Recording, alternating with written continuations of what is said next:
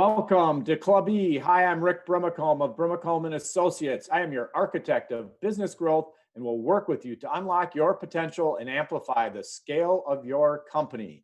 Today, we are discussing the Director Series board topics of today. Part 3 of the Director Series is considerations prior to joining a corporate board. Again, our goal for the Director Series is to support emerging and middle market companies and those in the business ecosystem who assist with their success. I want to thank our sponsors, Irish Titan, an e-commerce and web development firm, Highland Bank, a locally owned community bank, Romaine Berg, a digital marketing agency, and Voyager U, a community for you to build an independent lifestyle. To participate in the comments section, make sure you're watching in YouTube, and while you're there, please hit the subscribe button and hopefully the like one as well. We need your help, so if you do that, it will allow us to bring better content to you, our great and fabulous audience, as well as to let you know when we're going live. You can also now catch Club E on your favorite podcast platform, whether it be Apple, Google, Spotify, Stitcher, or many others. I would like to introduce today's guests. Welcome Jim Zuehlke and Molly Simmons. Thanks. Thank you. Yeah. Jim is founder and president of Cardinal Board Services and my co-host for the Director Series. Molly Simmons is founding partner at McFarland Partners. Contact info for them can be found in the YouTube comments section, or it's Jim Z at cardinalboardservices.com and molly.simmons at mcfarland-partners.com. Again, you can find their contact info in the comments field if you're watching in YouTube. All right, Jim, Molly, tell us a little bit about yourself, your background, your firm, various things that you are up to these days. And Molly, let's start with you. First of all, thank you, Rick. Thank you for having me as a guest today after having the pleasure of knowing you for so many years. And Jim, having the pleasure of also knowing you for some time now. It's just terrific to be a part of this session. Hello, everyone. I'm Molly Simmons, the founding partner of McFarland Partners. It's a boutique firm focused on private investments and business strategies, especially for family offices and family enterprises. Before founding McFarland Partners, my career includes serving as a managing director of investments at a large multi-billion-dollar single-family office. And prior to that, I was a general partner at 2 middle-market private equity firms. My experience and background includes over 45 direct private investments and serving on over 30 boards, working in partnership with management companies to help them grow. And I'm proud to be a Minnesotan. I grew up in rural Minnesota on a farm. Say, Molly, thank you very much for joining us. And yeah, it's fun to have you here again at Club E. I know you've spoken in the past. And as we were talking about before we got started, we met roughly about 20 years ago. So welcome back. Thank you. And then Jim, as co-host of the Director Series with me here on Club E. This is our 3rd session, but right. For folks who maybe haven't heard the first ones yet, or just as a reminder, tell everybody a little bit about you and your firm. So thank you again for having me. As always, this has been a lot of fun. These 3 sessions that we're doing, more to come. Jim Zuehlke, grew up in Minnesota in Rochester, and have been head of my own firm, Cardinal Mark, for 26 years as of last month, and Cardinal Board Services, which is all about board of directors, for the last 10 years. With my partner, Charlie, and I have worked closely with corporations and working with their boards and what their needs are. Like you said, we've known each other for 20 years. I've known Molly for a number of years. Molly is the gold standard for board of directors, and it's not only her education and her experience, but also how she handles everything when she goes and joins a board and how she speaks. And plus, on top of it, she's just an incredibly nice person that is always willing to help. So thank you, Molly, for being a part of this series. Oh my goodness, thank you so much. That was so kind, Jim. I don't know if I deserve all that, but thank you. So why don't you go and start us off? All right, so Molly, you're one of the only people that served on all of these boards except for a government board. Tell us your list of experiences, nonprofits, private equity, private company, family-owned businesses, ESOPs, public, et cetera. Okay, well, you kind of listed it, but thank you. Over the last 20 years, I've had the pleasure and really the honor of serving on board roles for over 30 companies across various industries, from healthcare services to software, to chicken wing restaurants, equipment manufacturers, bearing distributors, food waste processors, and more. And the main types have included this: private, that are for profit, and that's included private equity owned. And I'll give you a little bit of color on that in a second. Also private for profit would be family and founder owned. Those might have been, founders that owned it for several years and then decided to bring on outside directors, or there might have been a change in ownership. Also part of private for profit would include ESOPs, employee stock ownership plans that will actually own a company. Also related to the for-profit is public. So I've been on the board of a public company that actually included that process of going through the decision to go public, the IPO process, and then the immediate period right after that IPO. On the not-for-profit side, my work includes industry associations, primarily industry associations that had to do with direct private investing and business and M&A, educational institutions like schools, as well as philanthropic not-for-profits that many people think of first when they think of not-for-profits. I want to give one quick note, though, in terms of some helpful context for me to share about the breadth of my board work, including why I might have so many private boards in my history. I think one thing to understand is that part of my job early on in my career with the private equity firms included portfolio management. So part of my job included being on those boards for those private companies. I was representing the investor of that portfolio company. However, unlike the large multi-billion-dollar funds that many people read about in the Wall Street Journal, I was working with small private companies. They were often family and founder owned, and often where I was part of their first outside capital, their first board, their first strategic plan, budget, or other things. So I just wanted to give that color. Sure. And Molly, we spoke a little bit before our session today. What about industries that you have some background? I know ag was one, but maybe talk about some of the industries that you feel most comfortable with. Sure. Well, I've worked in a lot, like I've said. I grew up in ag, but in terms of my board work, it's included manufacturing, business services, distribution, some consumer facing, but later stage, so retail, restaurants, as well as later stage software and healthcare. Great, great. So you listed off a bunch of different kinds of boards. Molly, tell us a little bit about what you think is unique or different when it comes to time and governance of those boards. Sure. Do you want me to also address what's similar? Yeah, sure. Sure. So I think whether a board is a for-profit, public or private, or whether it's a not-for-profit, I think as a director, you're there to protect the stakeholder value or the shareholder value, to provide, secondly, the strategic financial guidance and oversight and risk management. And third, hold management accountable and serve as that check and balance.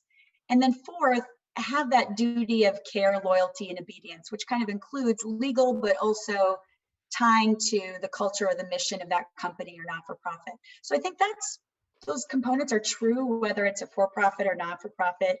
I think some of the differences in terms of for-profit boards is basically that you're going to have a lot more complexity. There's going to often be much more sophisticated corporate governance. There's going to be more complexity in terms of the goals of the board, multiple shareholders.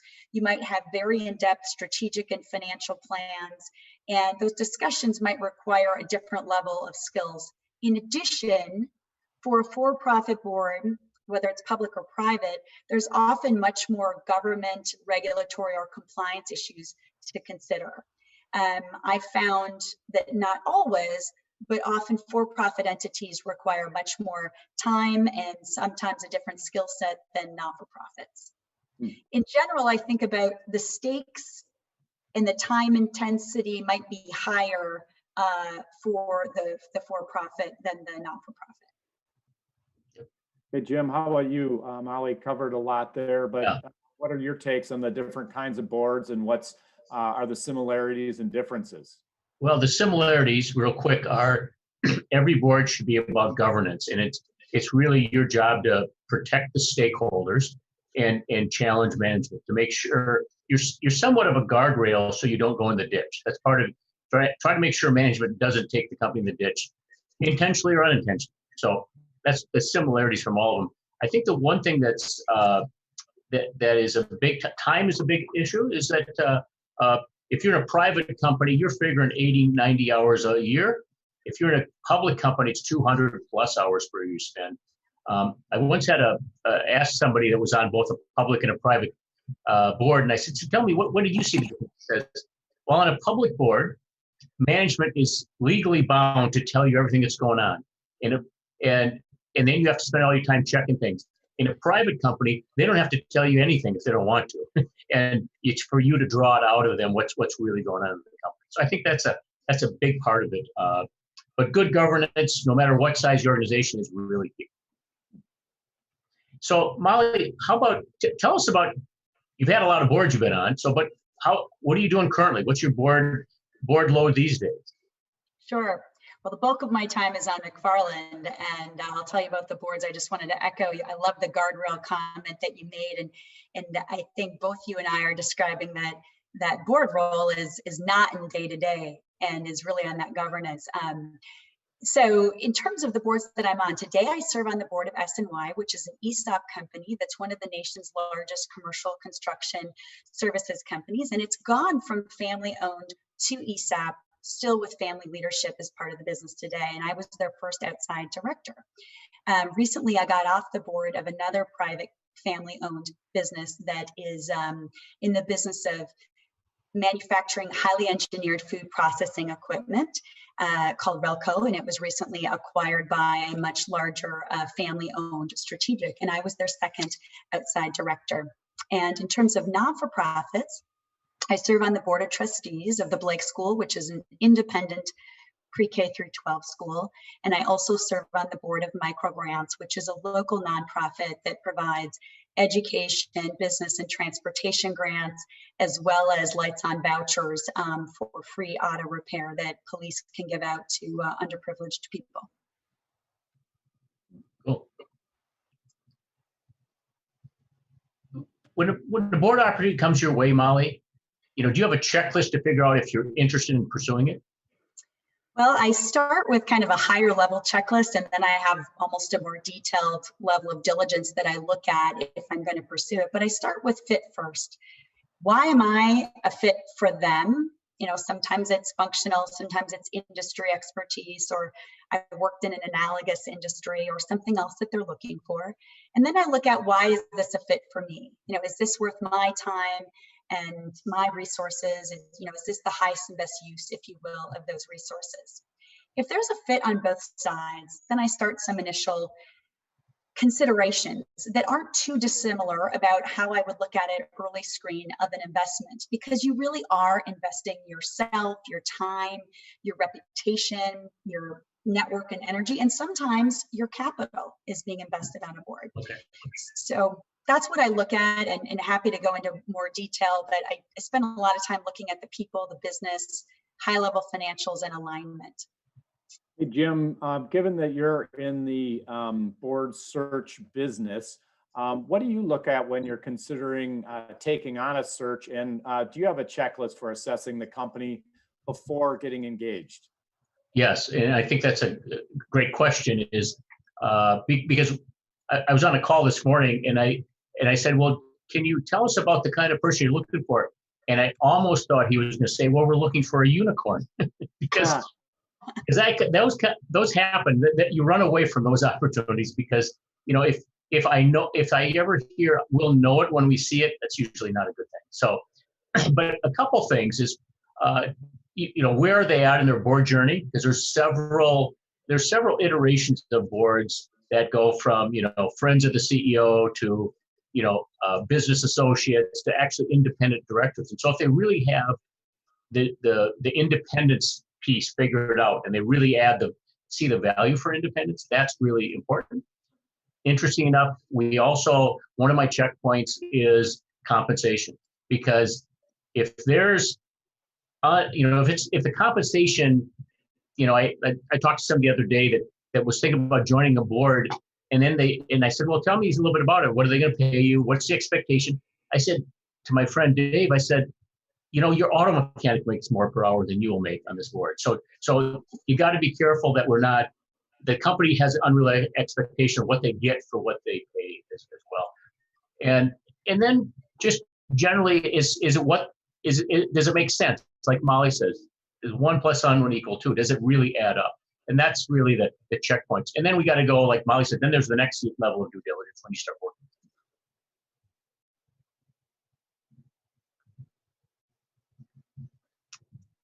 So Molly, when you think about some of those things, is there different kind of due diligence because different type of company, private, family owned, multi-generation, all of those different things? Is your checklist different because of the type of company it is?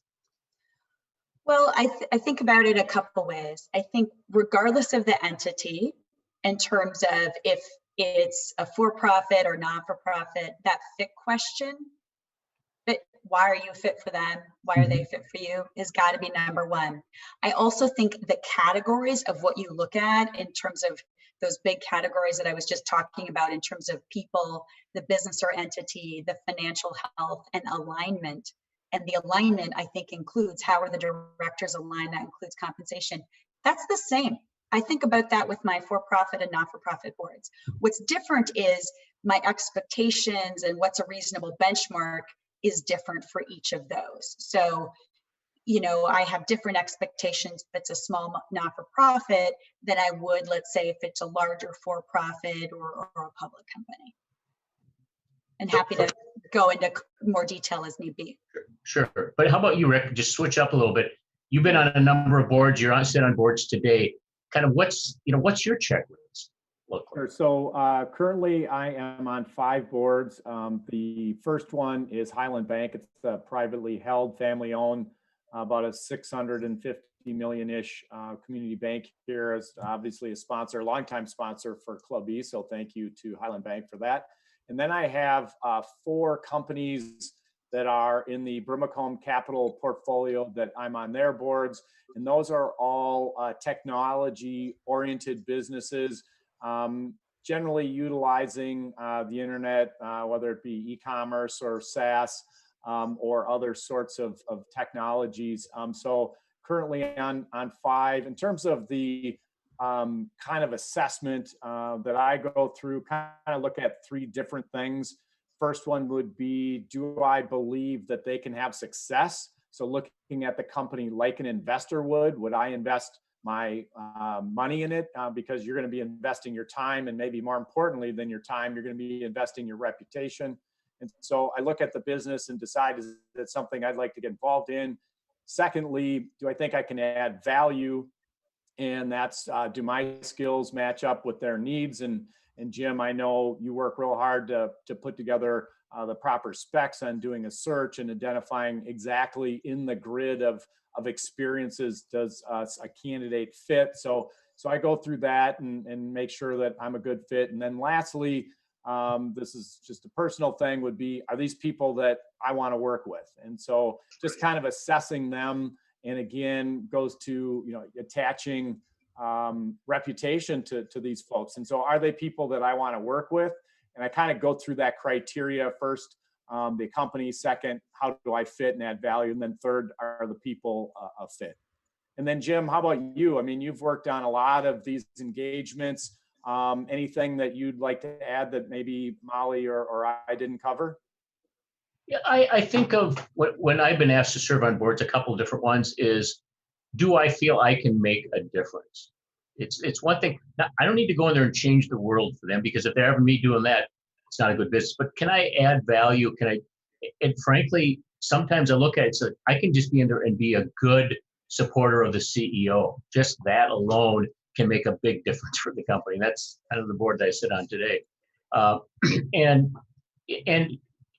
we often look at when we do recruiting is, we go, there's probably 2 or 3 things that can fit, and then you need an X factor. The X factor typically is, oh, and by the way, I grew up in a family business, if that's it, like Molly has. So sometimes you have a unique perspective above and beyond what they expect. So those types of things, and the more they line up, the more likely it's going to be a good one.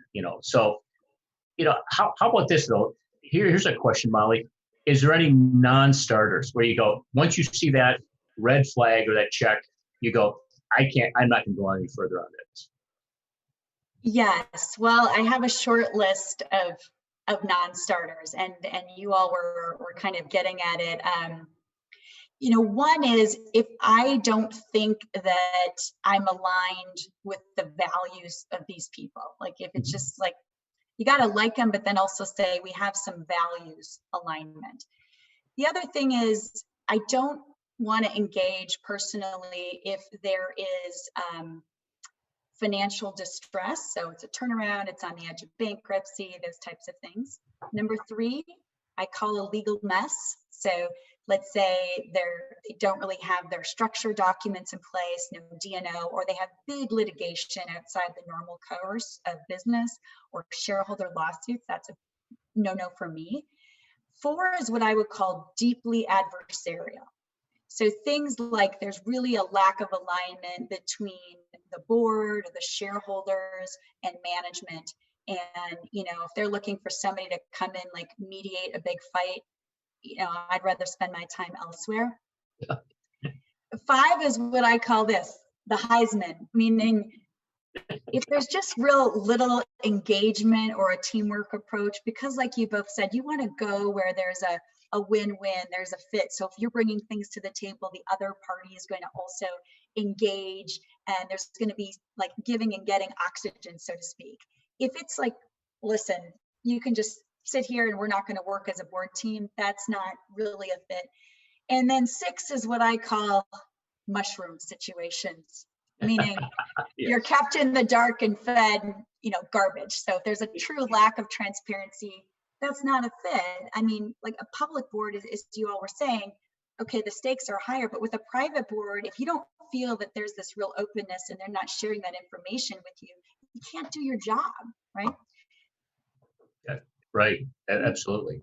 And understanding that every company has risks, and understanding those risks that you can be comfortable with or not. You look at the business they're in and where it's going, maybe where it's heading, and the like. I think that's really important, right? Jim, how about you? When you're thinking about taking an engagement on, are there non-starters for you? Kind of what we talked about before. If mostly from experience, where I've gotten involved, and when you get there, it's a whole different experience. Because I think about the people that I'm going to recruit to that board. If they get there and the board is different than what we thought it was, that's not good for anybody, especially the relationship I have with that person I brought onto the board. So I try to figure that out. How open are they? Because once again, a lot of them are private. And like I said, they don't have to share anything with you. But the ones that are willing to send me their financials to look at and send me their strategic plan, that if they're that open with me, they're going to be that open with the candidate. But if they're not that open with me, I have to figure out why is that, and try to. And so we won't go forward if it's going to be like there's just no win here. That's and I can't feel good about the people I talk to about joining the board. That's a big part of it. Yeah. And if they don't want us involved, just drop off some board bios at the door and we'll take it from here. They're not getting any value out of it. And of course, they have the expectations of finding a unicorn. That's a non-starter. Absolutely, the unicorn is always tough. So, hey, I guess for me, I would just chime in a little bit that I mentioned 3 things: looking at the company, and then kind of assessing my fit, and then looking at the people. I would flip that upside down, and I'd go in the inverse order to talk about, for myself, only non-starters would be the people.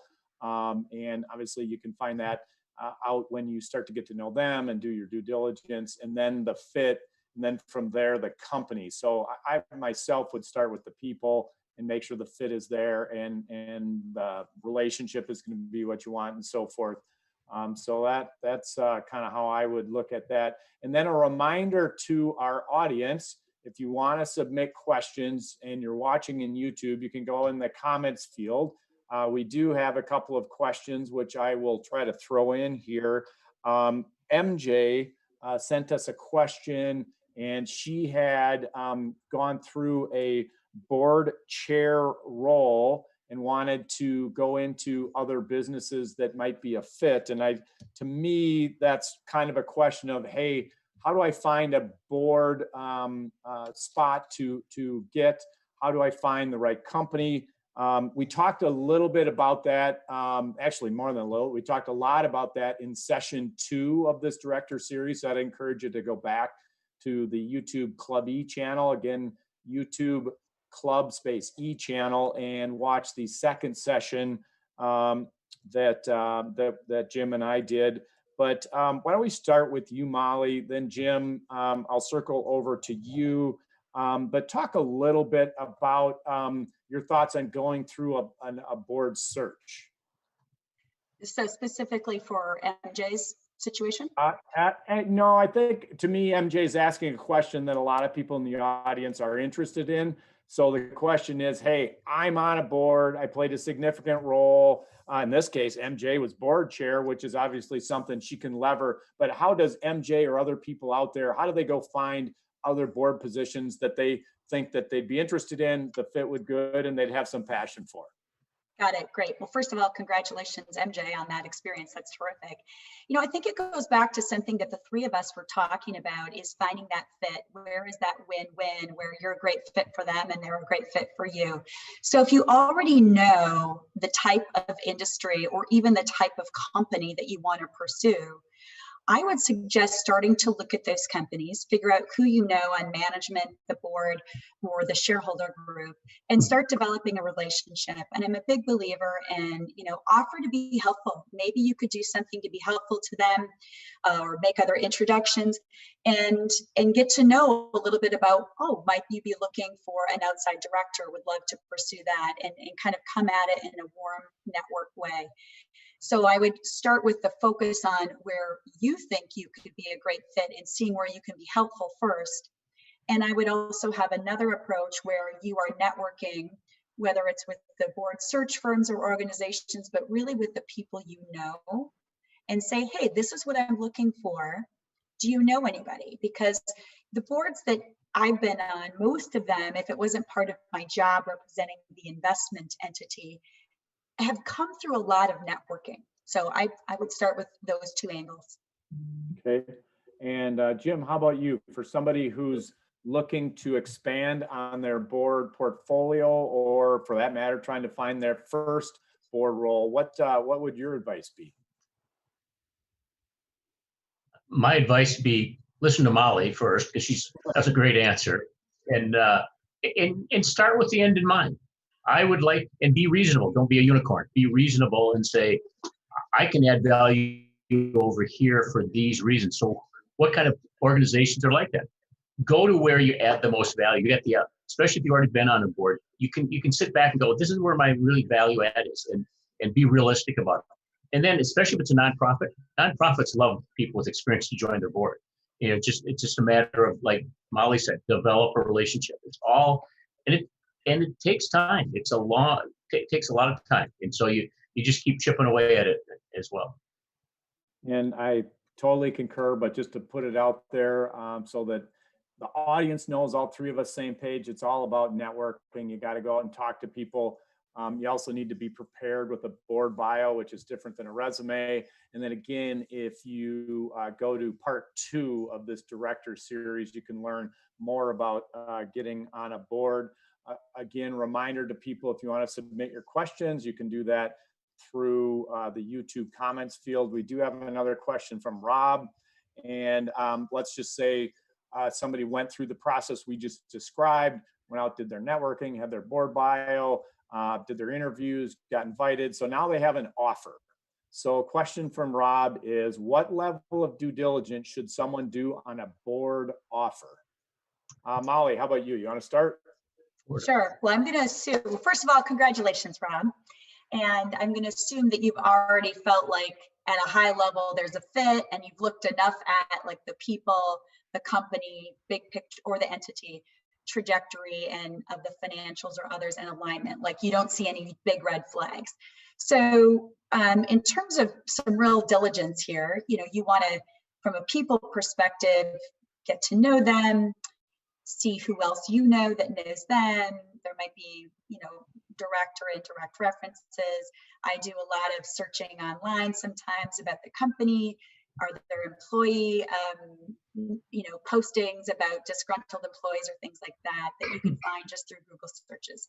But some basic information that I think you can ask for would include, from a legal perspective, the documents about the bylaws.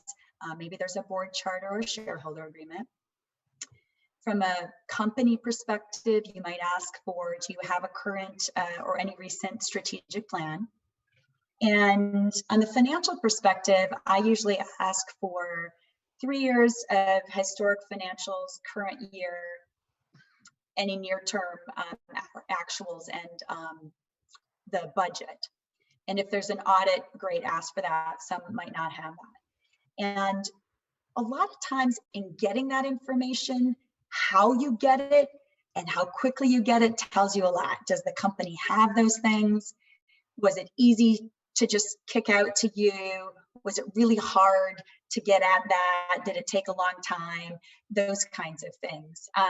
Happy to provide more color around some other things that I do in terms of, which I think is more important than just the information. It's what you look for in the information. But let me pause there, Rick and Jim, and you might have things to add, but I have a few other things to maybe go deeper on if we have some time there.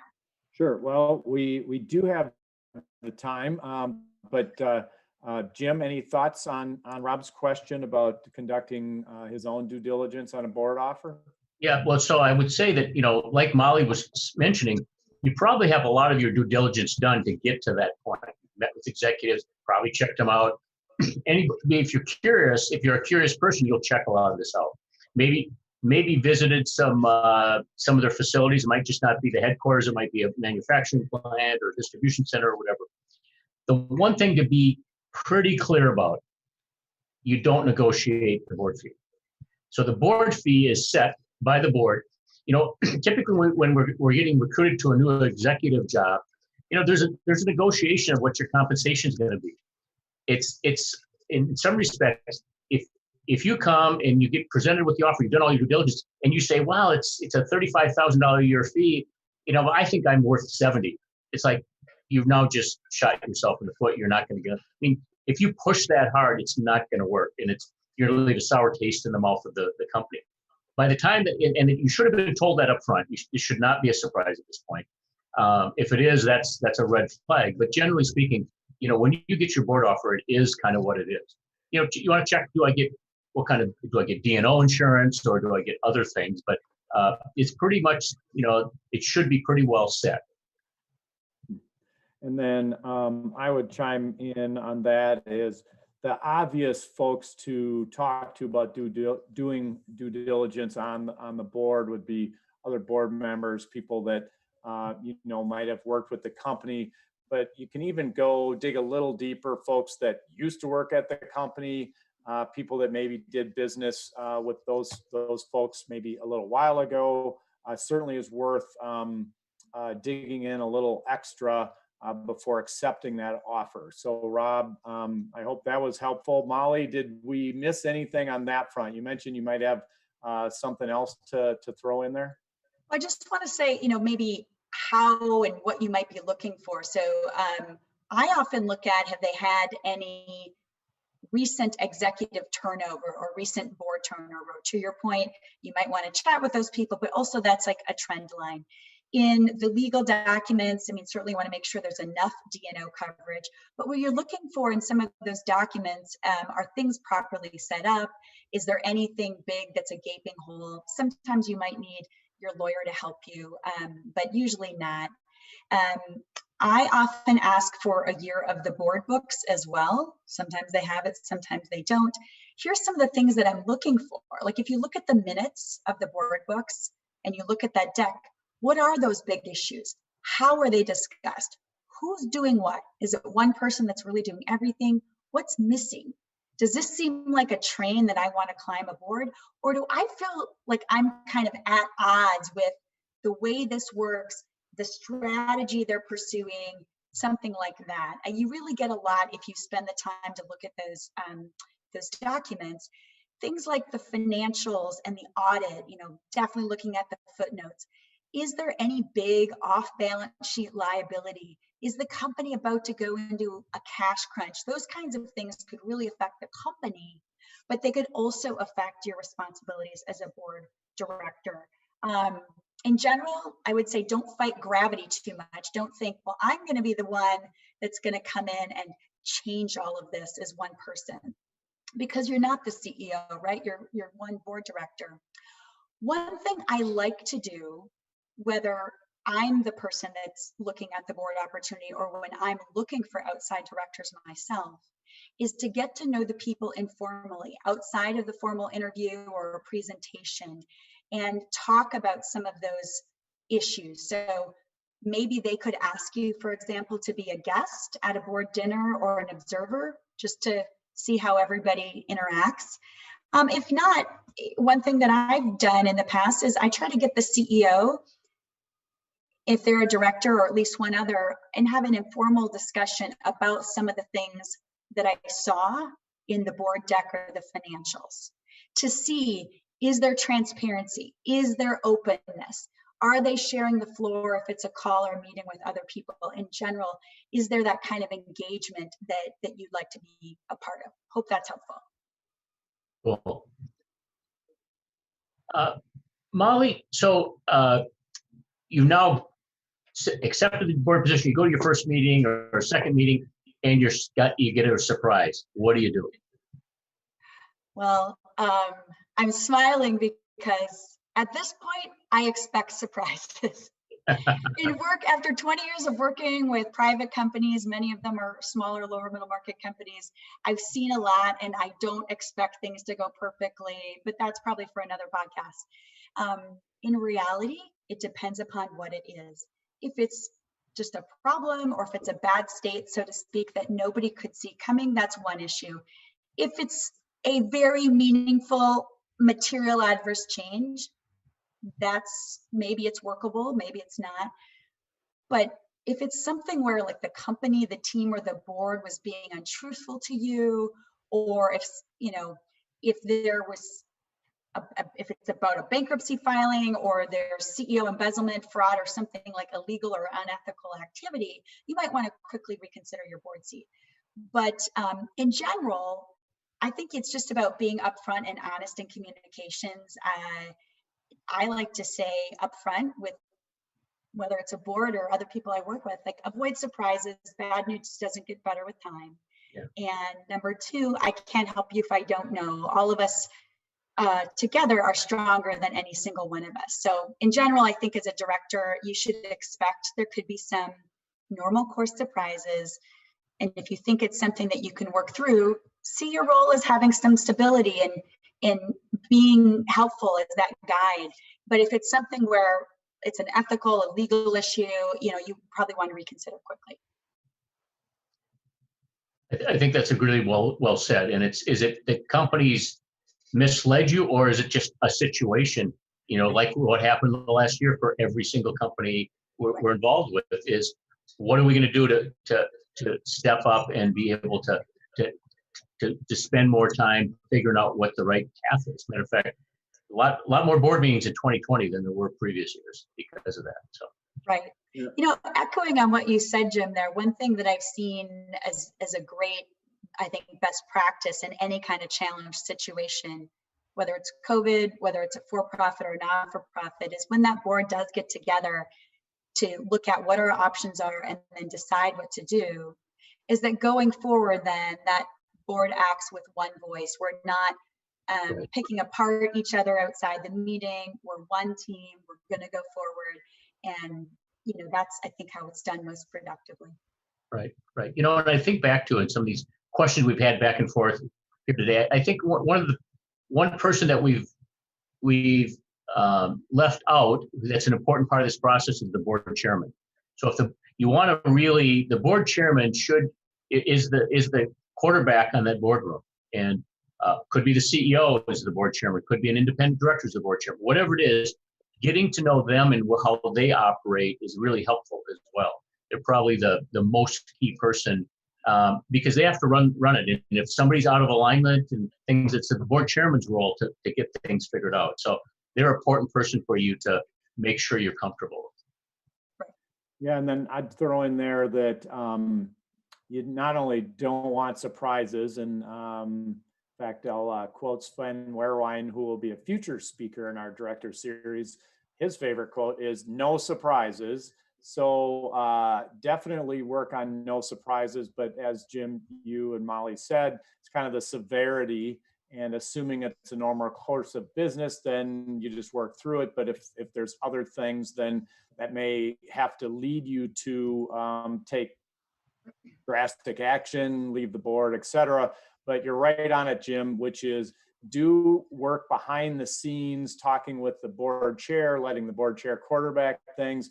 And there shouldn't be issues hitting the table that you haven't talked about outside the boardroom. And so you're right on, Jim, interact with that board chair.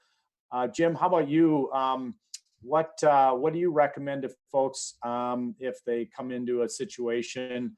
Have we covered everything, or you got anything else that you'd like to add to that? I think we've covered everything. I can't think of. You don't want to get up and walk out during the middle of the meeting. Let's just say that. That's pretty obvious. You leave a bad taste for it in everybody's mouth doing that. Okay. All right. Fair enough. All right. So let's say there were some surprises, some issues made it get to a level that somebody actually had to make the decision to leave a board. So Molly, tell us a little bit about what you would recommend a director to do to exit a board position. Got it. Well, sometimes there's very clear on-ramps and off-ramps, with the time period, but this is reacting to an event. And I would say in general, you just want to be upfront and open and honest, just like you wanted the people to be with you, whether, it's the board chair, if there's lead director, or if that's the CEO. I think just be very frank. This isn't going to be a fit for me any longer because of XYZ, or I have great concerns over why. I would say be very frank. Sometimes you might have your own issue, whether it's time constraints or your employer might prohibit it. I would try to, if you can, offer a reasonable, helpful transition. If it's a legal issue, you might say, I need to resign immediately because of this. Let's agree on how to transition and what the communication should be. Depending upon the situation, you might be able to say, I'll be a director for the next meeting, next quarter, and let's transition over time. And let's agree that this is going to be our communication. And sometimes you can even help them if it's just not a fit for you and you can help them find somebody else, great. But I would just say be upfront and at least offer a path where the parties could be on the same page if you can. Sometimes you just have to say, for really severe legal situations, I need to resign, and you're doing it in writing legally. Jim, anything? I also think that there's when you go into a new board, and this may be 4 years down the road or 5 years, understand that exit ramp might actually be pre-boiled in. For example, what I've seen on some of them is on bylaws, if you leave the job you're in, for example, you're no longer partner of McFarland Partners, or if you go through a lawsuit, and sometimes bylaws are pretty clear. When it happens to you, don't pretend like you don't know this. You have to, you should monitor your own performance on the board and realize it might be time to leave. and then find a graceful way to leave. But graceful is really key, and helpful is really key. But be comfortable that you don't want to have to be asked because you're not performing. That's the worst case. It's like I'm getting fired politely, but no, you want to understand better that when it's time for you to. Rick, what do you think? So I myself have not had to resign or leave because of issues. Have come across some things that came up that were competitive issues with folks in various business endeavors that they were involved in that came up after the fact, where people were asked to leave boards. But I think trying to be reasonable with all parties and as you both talked about, how to work through it so it's a smooth transition. I think that probably covers most of what needs to happen. Let's see, a reminder to the audience, you can submit questions in the comments field. We've had a couple, we have a little bit of time yet, so anybody who has other questions, feel free to chime in and we will get to those. Have a couple of questions for you two that I think are kind of interesting, but we'll divert a little bit away from the boards and discussion around the boards, but I'm just kind of curious. So as you look back on your career, what would you say to yourself earlier in your career? What advice would you give to your younger self? Well, I actually got to do that this morning. I was with my daughter this morning. My weekly ritual is to go over and make breakfast for her husband, and her 3 kids. And so it's a great thing to do every single week. And so afterwards, her husband takes the kids to school, and I just sit there and talk to my daughter Heidi. And she was showing me kind of she's charting a path going forward. And I realized she's a lot like me. And so I go, what would I do if I were her age at that point? And a thing that came across was get involved early. Get involved in a nonprofit board. I just helped my son land his first nonprofit board. But get involved in outside of yourself. Be helpful, and go find some place where where your efforts can multiply because of getting involved. That's key for me. If I was younger, that's what I would suggest. Molly, how about you? I thought about it as this way: as put in the time at the gym and then trust your instincts. And by that I mean, whether it's not-for-profit or work, often building good instincts and business judgment, which I think is key in business and board. It's getting those reps. It's putting in the hours. It's kind of what Jim said too. It's getting involved. Put in that time. But then once you have that, trust those instincts. You might feel a certain way about a board or an investment or a company, but realize that you've honed those experiences that have those instincts. Yeah. How about you, Rick? Good question. So as you two were answering, I was kind of thinking through for myself. Jim, I think you touched on one of the things I would add would be doing something for others.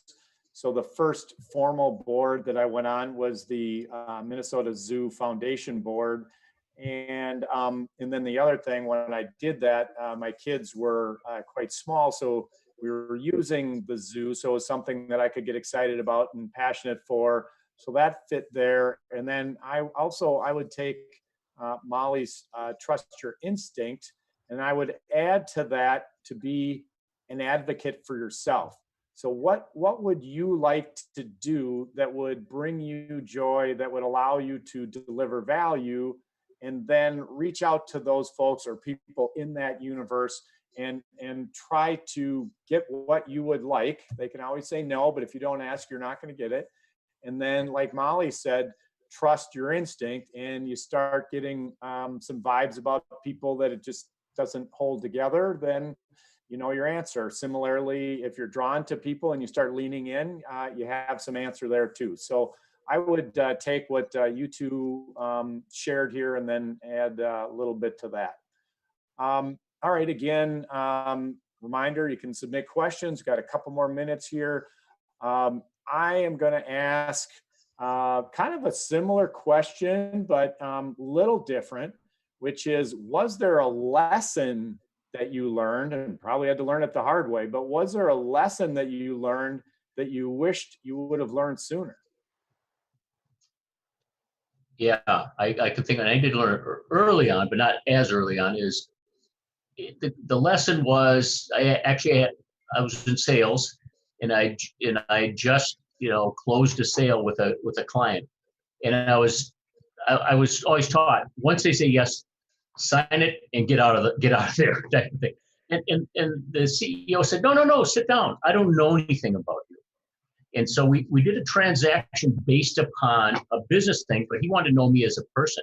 And he went on to be a great customer for a long time because we took the time to get to know each other as people.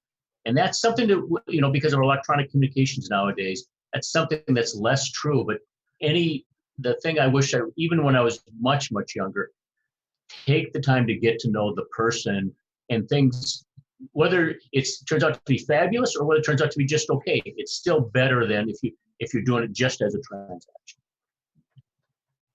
Molly? I completely agree. And here's what came to mind with that question. I really thought of Clay Christensen's book, How Will You Measure Your Life? And, sadly he's passed away, but that book had a big impact on me. And I think about answering this question with one of his key quotes, which is, the only metrics that will truly matter to my life in the end are the individuals that I've been able to help. And I think that dovetails well with what Jim was just saying. And I also think about the comments that all three of us had at the very beginning of this session, which is about those relationships over 20 years. The person I just spoke with before this was somebody that I've worked with in different areas for over 18 years. And it's the people at the end of the day. And I'd jump on that one too, about the people and the relationships. And something that reminds me of my father was the ability to care and support people with whatever they were trying to do, but care and support them without an expectation of receiving something. So do it for the greater good, do it for this other person, do it for the community. So not only be giving of yourself, but do it because you better something else. So that would be something that I would add there. All right, back to the boards just for one last question. When you reflect on our conversation today, would there be one key message that you would like to share with our audience, or one key thing that you want them to take away? Maybe we've covered it and you'd like to reiterate it, or maybe we just didn't get to it for whatever the reason, but what would be that one key takeaway you'd like our audience to bring with them regarding this topic? Go for it, Molly. You first. In the end, I think it's all about people and alignment. And I think about that in relation to whether it's the management team, the board, the shareholders, the investors. It's who those people are and their alignment, with the company or the entity, with each other in their roles, and with you. Very good. So I would say, Molly's a great due diligence person. So due diligence, I would say, is a big key takeaway. But at the same time, no matter how much due diligence you'll do, there will be a surprise, like Molly says. It's not a matter of if, it's a matter of when. And remember, they don't hire you for things to go right. They hire you that if things don't go right, you can help steer them and figure it out. So work really hard on the front end, but then go in with a attitude that says, I'm here to help. And somehow you then will be able to be much more impactful as a board member. What about you? I would say on the front end, before you accept that job, I would tell everybody to do blind reference checking. So they're going to give you some names at the company or give you some names on the board to talk to. I would say come up with your own names and do your own homework and dig deeper than the obvious ones. And so if you do that work, presumably you're going to land in a good spot. And then I would echo what Jim said, which is once you're there, give it your all. I have unfortunately seen some folks who probably were a little bit more interested in the title than the actual role. Right. And once you're there, add value, do your best, make sure you're prepared, make sure you come on time, be a good board member for the benefit of those around you and in the company you're supposed to be serving. So with that, thank you for joining us again, Jim. Thanks for being the co-host on the Board Directors Series. Jim, tell everybody how they can get a hold of you if somebody'd like to reach out. The easiest way is just by email, jimz@cardinalboardservices.com. Okay, thank you, Jim. And Molly, how can somebody get a hold of you? Thank you, Rick, and thank you, Jim. Best way is my email, which I think is going to be part of this. It's molly.simmons@McFarland-partners.com. And you can also see me on LinkedIn. Okay. And again, a reminder to everybody, this Directors Series is going to be on the YouTube channel Clubby. You also will be able to find it on the Clubby website. That's clubby.com. And then Jim, you've been a guest multiple times and co-host of this series. Thank you. Molly, you've been a guest multiple times. Thank you very much to both of you, and look forward to working with you again here in support of the Clubby community. So thank you. Thanks, Rick. Always great to be with you. Thank you. Thank you both. And thanks, everyone. Thank you.